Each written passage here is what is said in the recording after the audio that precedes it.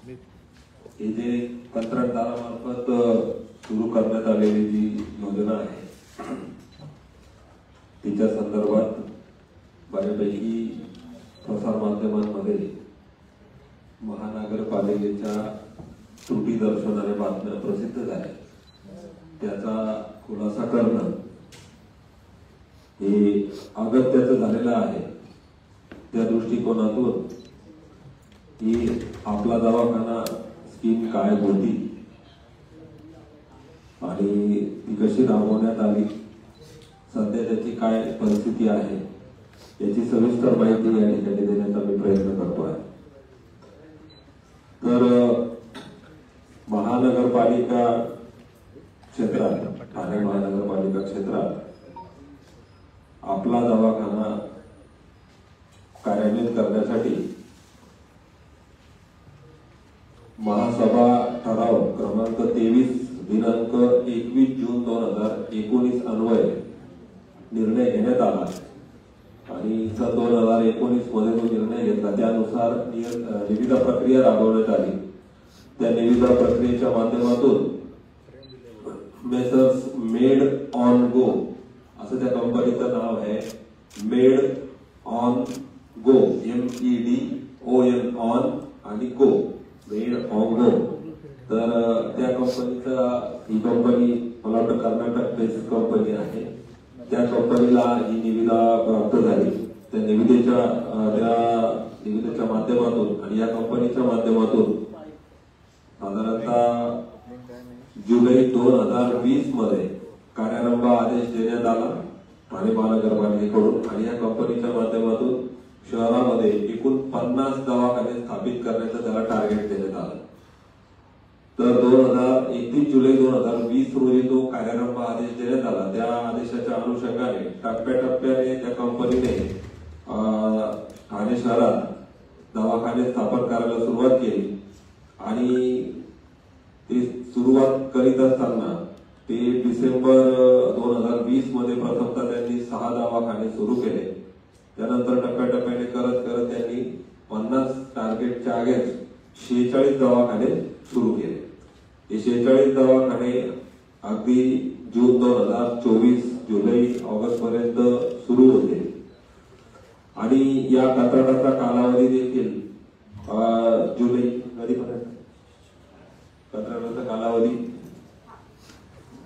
August 2025 पर्यंत होता आणि त्यानंतर ते कंत्राट संपुष्टात येणार आणि संपुष्टात येणार तर त्या अनुषंगाने नवीन निविदा प्रक्रिया ठाणे महानगरपालिकेने राबवली असती तर कदाचित हा कॉन्ट्रॅक्टर कंटिन्यू राहिला असता।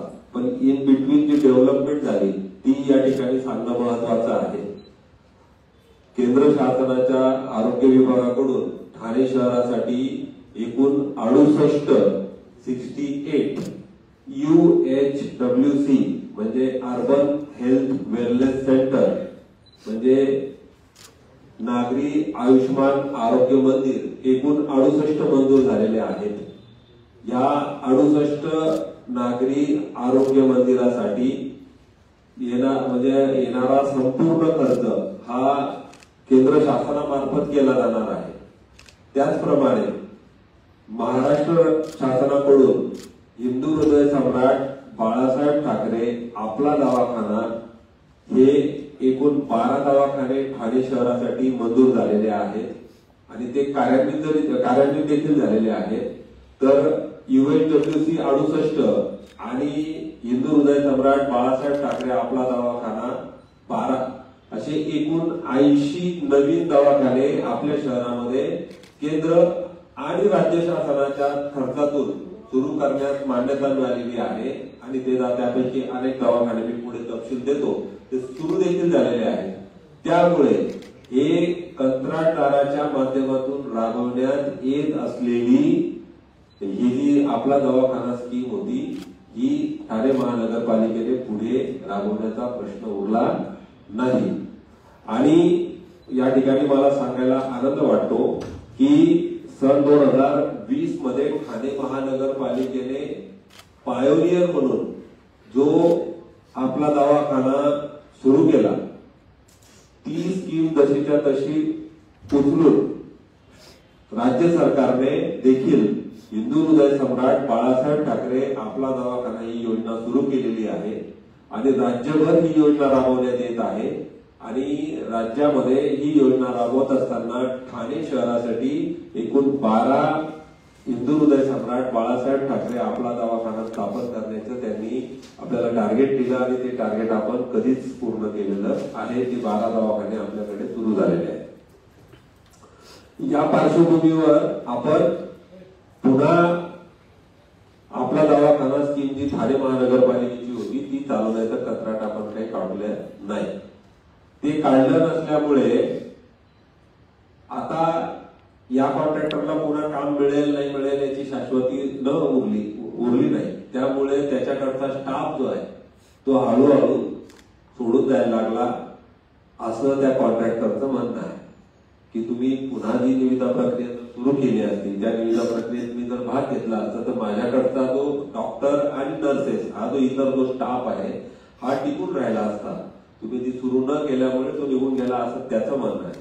परंतु ठाणे महानगरपालिकेने सुरू केलेल्या 46 आपला दवाखान्यासाठी स्टाफ आणि औषधं हे जे काही असतील या सगळ्या उपलब्ध करून देण्याची जबाबदारी त्या कॉन्ट्रॅक्टरचीच होती आणि आहे। तर इन बिटवीन त्या कॉन्ट्रॅक्टरला हे दवाखाने सुरू ठेवणं जरा कठीण जायला लागलं। त्यानंतर त्याने 46 पैकी 16 दवाखाने जवळजवळ बंद केले आणि ती बंद केल्यानंतर 30 दवाखाने त्याला ऑक्टोबर एंडिंग पर्यंत सुरू ठेवण्याची आपण सूचना केलेली होती। परंतु त्याच्याकडचा स्टाफ सोडून जाण्याचं प्रमाण हे दिवसेंदिवस वाढलं। स्टाफला देखील पुढच्या जॉब सिक्युरिटी उरल्या नाही किंवा दुसरीकडे काही लोकांनी शोध घेतला असेल जॉबचा आणि त्यांना दुसरीकडे जॉब मिळाल्यामुळे ते स्टाफ सोडून जायला लागला आणि त्यामुळे त्याच्या माध्यमातून सुरू असलेले दवाखाने जवळजवळ बंद झाले। परंतु ते जरी बंद झाले तरी शहरामध्ये आपले आधीपासून 33 नागरी आरोग्य केंद्र UHC म्हणजे UPSC नागरी प्राथमिक आरोग्य केंद्र हे 33 आपले आधीपासून सुरू आहेत, सुरळीत सुरू आहेत आणि अतिशय चांगल्या प्रकारे सुरू आहेत। त्यात आणखी हे जे केंद्र शासनाने मंजूर केलेले UHWC आहेत म्हणजे नागरी आयुष्यमान आरोग्य मंदिर आहेत। ही मंदिर एकूण 68 आपल्याला मंजूर झालेली असली तरी आतापर्यंत आपले 43 दवाखाने त्याचे ते पण सुरू झालेले आहेत। सोबत 12 हिंदू हृदय सम्राट बाळासाहेब ठाकरे आपला दवाखाना सुरू झालेले आहेत। म्हणजे आपले 46 आपला दवाखाना मेडोगो कंपनी मार्फत सुरू असलेले बंद झालेले असले तरी UHWC 43 आणि HPT 12 मिळून एकूण 55 नवीन दवाखाने नागरिकांच्या सेवेमध्ये आज सुरू झालेले आहेत। उरलेले 25 दवाखाने या नोव्हेंबर महिन्याच्या अंतपर्यंत सुरू होतील आणि एकूण 80 दवाखाने प्लस आपल्या आधीचे 33 आहेतच, 6 मॅटर्निटी होम आहेतच, 4 हॉस्पिटल कळवा हॉस्पिटल प्लस PPP तत्वावर सुरू केलेले 3 हॉस्पिटल असे 4 हॉस्पिटल देखील आपले सेवेत आहेतच। तर ही 55 दवाखाने आपले नवीन सुरू झालेले आहेत आणि उरलेले 25 दवाखाने या नोव्हेंबर महिन्याच्या अंतपर्यंत सुरू होतील याच्यात कुठलीही शंका नाही।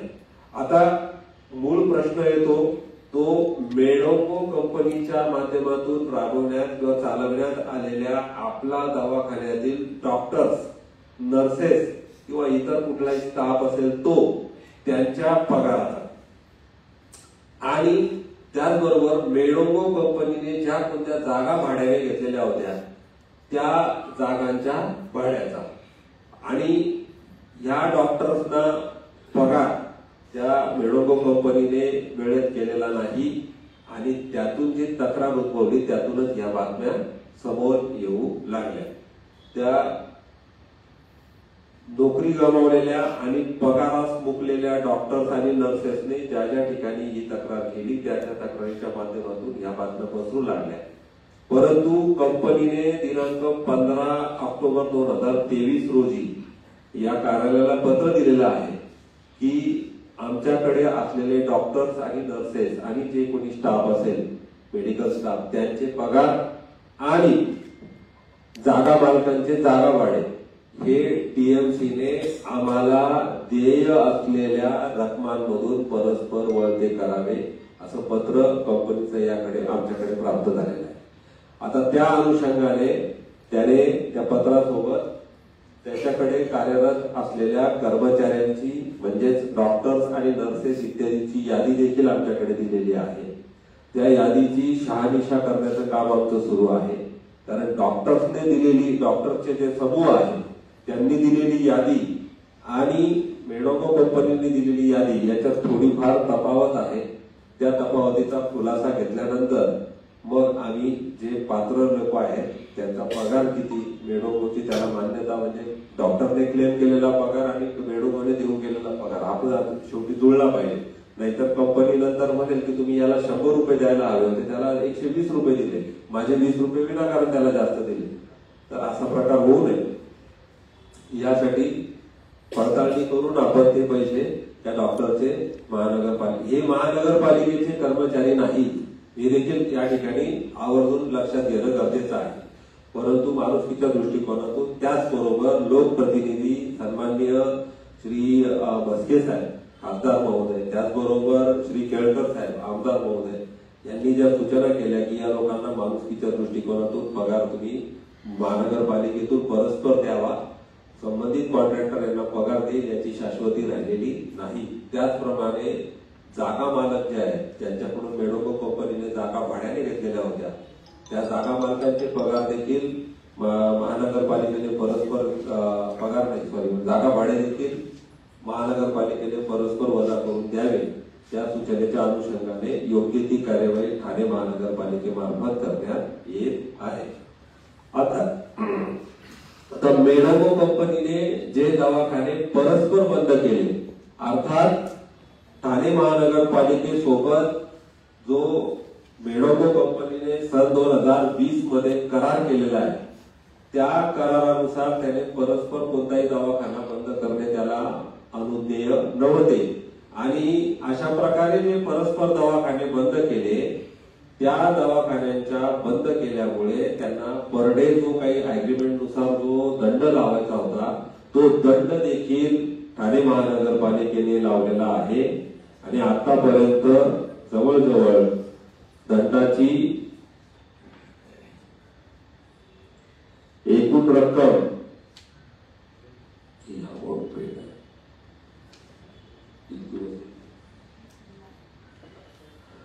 आतापर्यंत 1 कोटी नाही, आतापर्यंत 56,25,000 इतका दंड कंपनीकडून बिलामधून वसूल करण्यात आलेला आहे। जो दंड बिलातून वसूल करण्यात आलेला नाही आणि जो आकारण्यात आलेला आहे प्लस पुढच्या काही बिलांवर देखील दंड आकारण्यात येणार आहे, तर तो दंड आपण संबंधित कंपनीच्या बँक गॅरंटी मधून वसूल करणार आहोत। कंपनीची 3.25 कोटी रुपयाची बँक गॅरंटी आपल्याकडे आहे।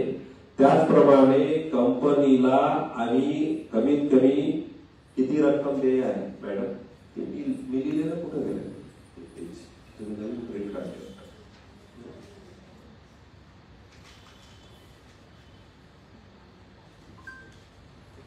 कंपनीला जवळजवळ 84,26,000 पेमेंट आमच्याकडून जाणं बाकी आहे जे आम्ही देणार नाही, ज्या पैशांमधून आपल्याला संबंधित डॉक्टर्स नर्सेसचा पगार आणि जागा मालकांचं भाडं अदा करायचं आहे।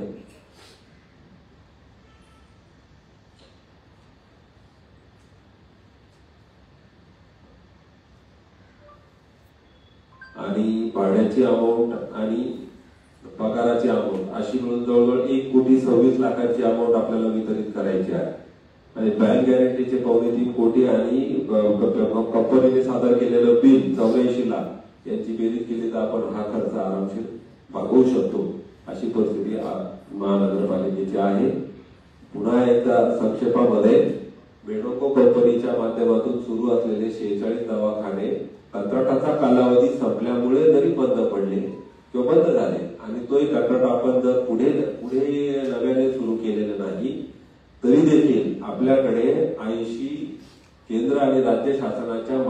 माध्यमातून केंद्र आणि राज्य शासनाच्या संपूर्ण खर्चाने 80 नवीन दवाखाने सुरू होत आहेत। त्यापैकी 55 दवाखाने कार्यरत देखील झालेले आहेत। 25 दवाखाने नोव्हेंबर 18 पर्यंत चालू होतील। मेडोको कंपनीला दर महिन्याला सरासरी 1 कोटी रुपयाचं पेमेंट ठाणे महानगरपालिकेच्या माध्यमातून होत होतं। ही संपूर्ण रक्कम आता आपली वाचणार आहे। 46 दवाखाने जे मेडोको कंपनीच्या माध्यमातून सुरू होते त्याच्या बदल्यात त्याच्या ऐवजी आपल्याकडे 80 नवीन दवाखाने केंद्र आणि राज्य शासनाच्या माध्यमातून सुरू होत आहेत, ज्याच्यासाठी महानगरपालिकेच्या फंडातून कदाचित 1 रुपया देखील खर्च करावा लागणार नाही। असं साधारणतः ही माहिती आहे। ही खरीखुरी माहिती आहे। ही माहिती आपण सर्व प्रसार माध्यमांनी नीटपणे प्रसारित करावी आणि ठाणे महानगरपालिकेची प्रतिमा या संदर्भात जी आहे ती कशी उजळ होईल या दृष्टीने प्रयत्न करायची नम्र विनंती। हिरारी साहेब, हे कंपनीने टर्म्स कंडिशन हे केले तर त्याला काय ब्लॅकलिस्टेड वगैरे करणार आहे काय? नाही, आता मी कंपनी सांगितली med on go health private limited. ही मला वाटतं बेळगाव कर्नाटक बँगलोरची कंपनी आहे, कर्नाटक बेस्ड। ही कोणाची आहे हे कोणी बालाजी म्हणून कोणीतरी व्यक्ती येतो ती करतात। तर याच्या पलीकडे काही फार कोणाची आहे वगैरे ही माहिती आपल्याकडे नाही। दुसरी गोष्ट, त्याला ब्लॅकलिस्ट करण्याचा देखील आपण कार्यवाही करणार आहोत।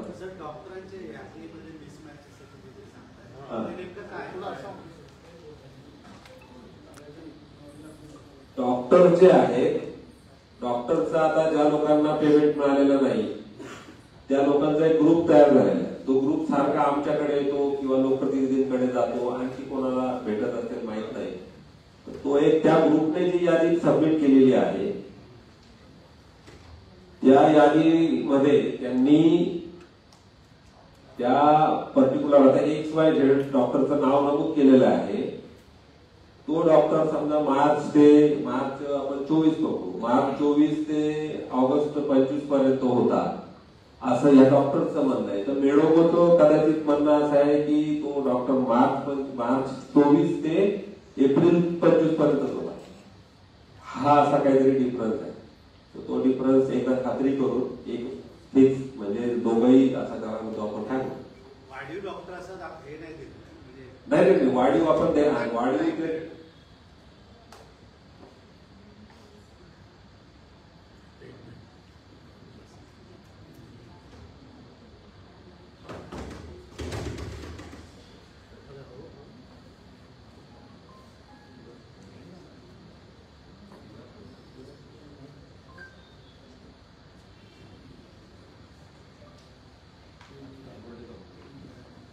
डॉक्टर्सने जी यादी दिली त्याच्या ग्रुपमध्ये जेवढे आहेत तेवढेच दिले आणि मेडोकोने प्रत्यक्षात जे हायर केले त्या डॉक्टरची यादी दिली आहे।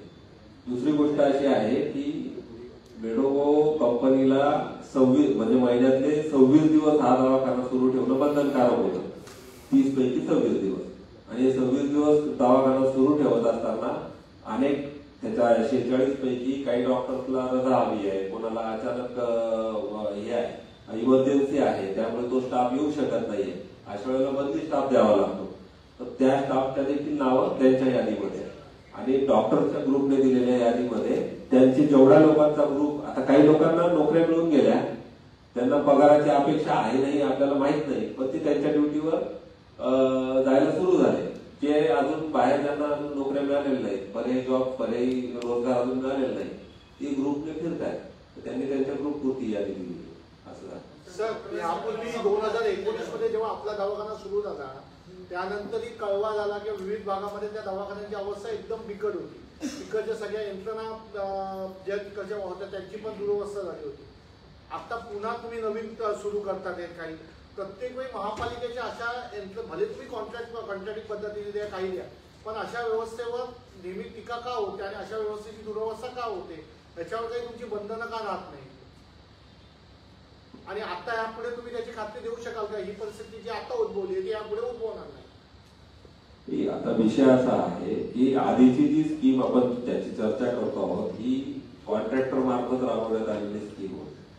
आणि या दवाखान्यांना वेळोवेळी व्हिजिट करून, वेळोवेळी व्हिजिट म्हणजे हा दवाखाना, हा आपला दवाखाना ज्या कुठल्या एरियामध्ये स्थित आहे तिथून जवळचे जे कोणतं आपलं 33 प्राथमिक आरोग्य केंद्रापैकी एक प्राथमिक आरोग्य केंद्र आहे, तर त्या प्राथमिक आरोग्य केंद्राच्या मेडिकल ऑफिसरच्या माध्यमातून या दवाखान्यांची तपासणी आपण करून घेत होतो आणि त्या तपासणीमध्ये आढळून आलेल्या दोषांच्या अनुषंगाने नोटीस देणे, कारवाई करणे किंवा दंड आकारणे ही कारवाई आपण वेळोवेळी करत आहोत.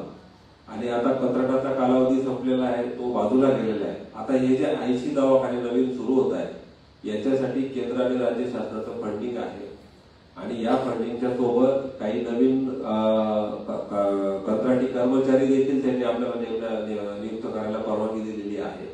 या दवाखान्यांचं परिचालन योग्य पद्धतीने आणि चांगल्या पद्धतीने कसं होईल ही जबाबदारी पूर्ण आरोग्य विभागाची टीम पार पाडत आहे आणि यापुढे पार पाडते.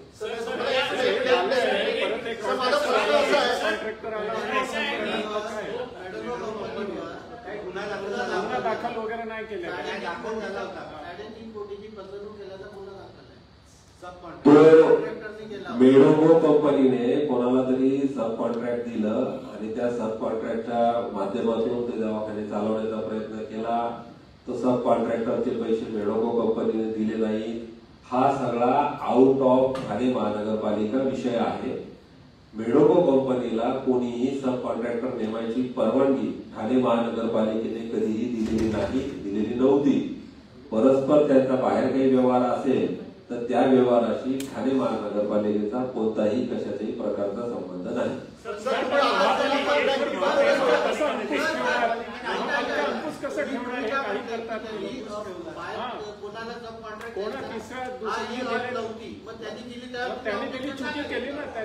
त्याने जर दिली असेल तर ते आमच्या रेकॉर्डवर आलेलं नाही. Sir of record of record दिलं ते त्याची माहिती ठाणे महानगरपालिकेकडे तुम्ही एकेकाने विचारलं ना, मला व्यवस्थित उत्तर देत आहे. विधायक ने जब इस चीज को उपस्थित किया उसके बाद आप कार्रवाई में आपने जो है आगे बढ़कर आप आ गए. इसके बाद जब कर्मचारी को पैसे नहीं मिल रहे थे तो आप अधिकारी होने के नाते क्या आपने कभी जाके वहाँ पे इंस्पेक्शन किया कि जिन कर्मचारियों को पैसे नहीं मिल रहे कि उनको आके वाकई में कंपनी द्वारा पैसे मिल रहे नहीं मिल रहे, इसकी जांच पड़ताल आपने कभी की? ये कर्मचारी जब हमारे पास आए मराठीमध्ये, प्रश्न हिंदीमध्ये,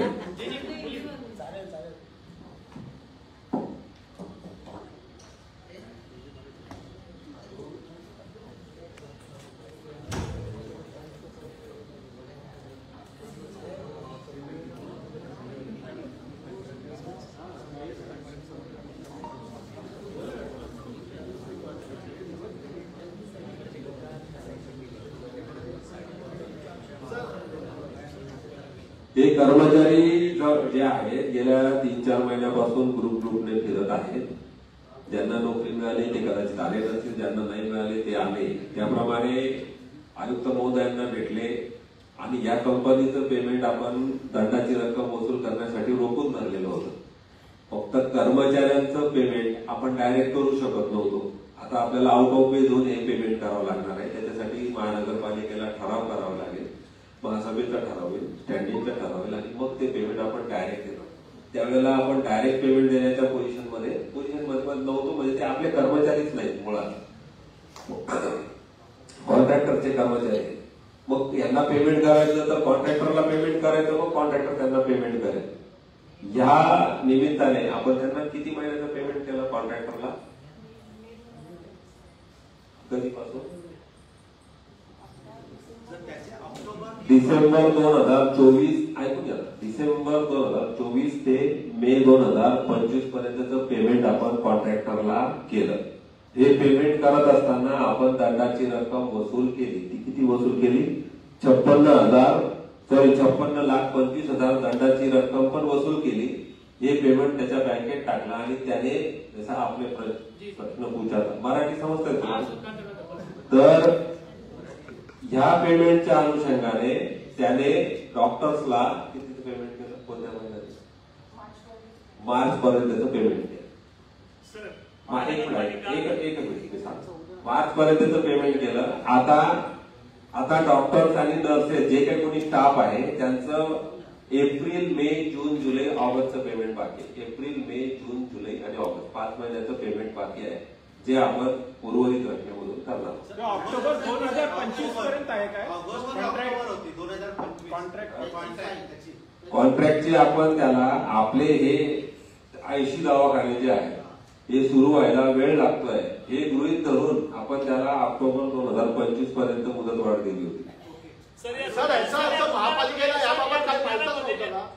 महापालिकेला याबाबत जो आता 5 महिन्याचा पगार राहिला आहे, म्हणजे मार्च पर्यंत तुम्ही पेमेंट केलं म्हणतात, मार्चच्या पुढे त्यांना पगार झाला नाही.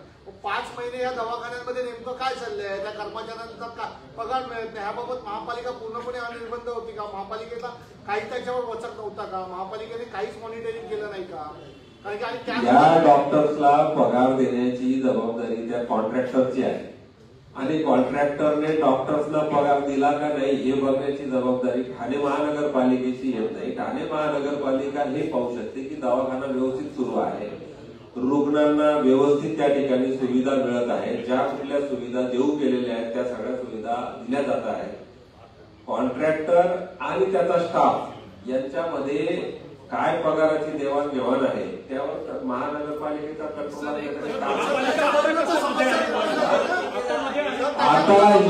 आता जी ठाणे महानगरपालिका जे देत आहे ती लोकप्रतिनिधी महोदयांच्या सांगण्यानुसार त्यांच्या विनंतीला मान देऊन आणि एक माणुसकी धर्म बघून या लोकांनी काम केलेलं आहे आणि कॉन्ट्रॅक्टर तर यांना फसवायला निघालेला आहे म्हणून महानगरपालिका त्यामध्ये एंट्री करत आहे.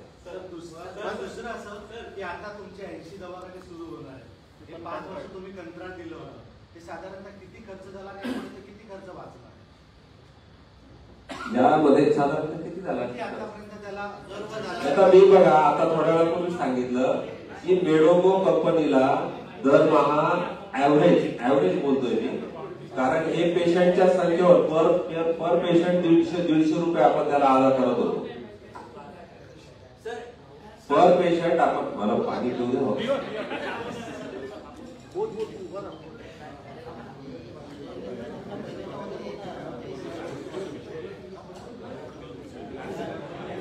सर महापालिका 1 कोटी रुपये खर्च करते दर महिन्याला. तुमचा एक प्रश्न होता, बोला. महापालिका जर त्यांना आपण कॉन्ट्रॅक्ट दिले त्याला करार काय होता, म्हणजे त्यांनी माणसं नेमायची आणि पगार महापालिकेने द्यायचा, तर कंपनी एक्झॅक्ट काय करणार होती? कारण कंपनीने माणसं निस्ती नाही तुमचा गैरसमज झालाय, गैरसमज झालाय. हे बघा इकडे बघा प्लीज ऐका. त्याने माणसं नेमायची, ठाणे महानगरपालिका पगार देणार असं काही कॉन्ट्रॅक्ट नाही झालं. कॉन्ट्रॅक्ट हे आहे की पर पेशंट आम्ही तुम्हाला 150 रुपये देणार, डॉक्टर्स तुम्ही आणायचे, औषधं तुम्ही आणायचे, प्रिमायसेस तुम्ही भाड्याने घ्यायचा आणि आम्ही सांगू त्याप्रमाणे तो दवाखाना त्या ठिकाणी सुरू करायचा. त्या दवाखान्याची वेळ देखील काय होती, 5:30 ते रात्री 10:30, संध्याकाळी 5:30 ते रात्री 10:30 या वेळेमध्ये तो दवाखाना चालवायचा आणि लोकांना फ्री ऑफ चार्ज त्या ठिकाणी तुम्ही सर्व्हिस द्यायची. हे कॉन्ट्रॅक्ट आहे. त्याच्यामुळे ते डॉक्टर्स आणि ते नर्सेस वगैरे ते कंपनीने आणायचे, त्यांचा पगार.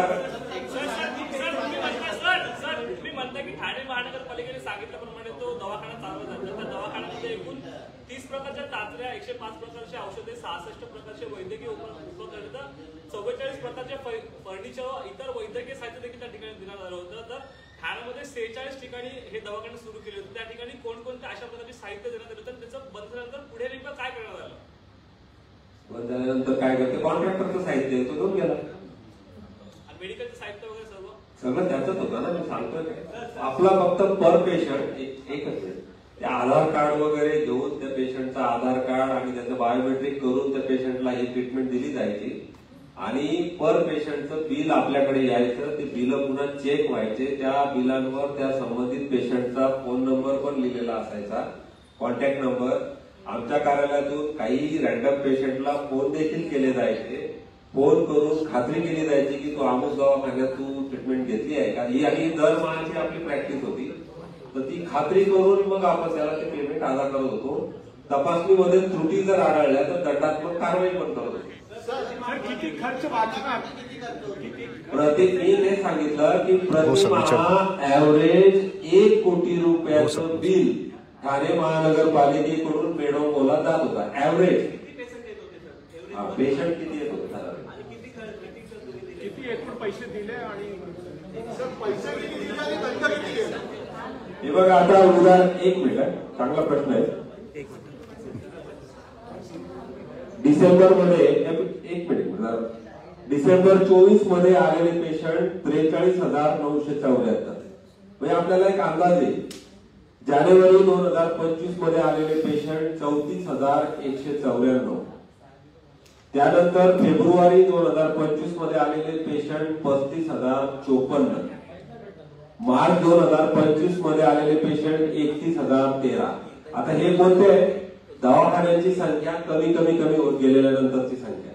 जेव्हा 46 फुलप्लेट चालू होते तेव्हा कदाचित 50,000च्या वर पेशंट आपल्याकडे ती आकडेवारी मिळेल, आता या ठिकाणी उपलब्ध नाही. एप्रिल 2025 मध्ये आलेले पेशंट 28,197. मे 25 मध्ये आलेले पेशंट 26,829. सर सरासरी आम्हाला फक्त सांगा आतापर्यंत किती खर्च झाला आणि किती आणि सर दंड किती झाला आणि खर्च किती झाला? ग्राउंड टोटल नाही, डिसेंबर पासूनच आहे, त्यांना टोटल पाहिजे 20 पासून. टोटल 5 वर्षापूर्वी कसं 5 वर्षामध्ये किती आधीपासून 5 वर्षात किती खर्च झाला आणि किती दंड गेला त्यात? एक मिनिट आला आहे.